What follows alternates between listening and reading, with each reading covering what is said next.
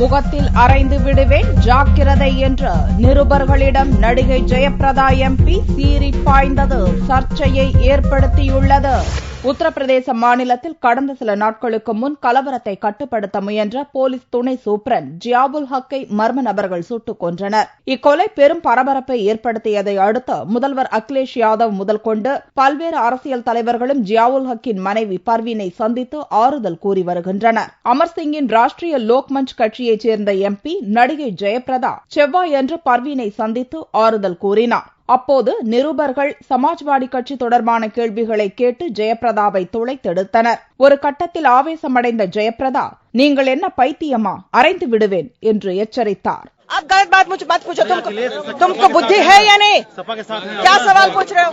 हमसे पार्टी से निकाल दिया है, हम पार्टी से अरे सुनो, एक लाफा दूंगी ना तुमको. முலாயம் சிங்கின் சமாஜ்வாடி கட்சியில் இருந்த அமர்சிங் அக்கட்சியிலிருந்து விலகி ராஷ்டிரிய லோக்மஞ்ச் எனும் புது கட்சியை துவக்கினார். ஜெயப்பிரதாவும் அவருடனே சென்றார். அதனால் சமாஜ்வாடி கட்சியிலிருந்து ஜெயப்பிரதாவும் நீக்கப்பட்டார் என்பது குறிப்பிடத்தக்கது.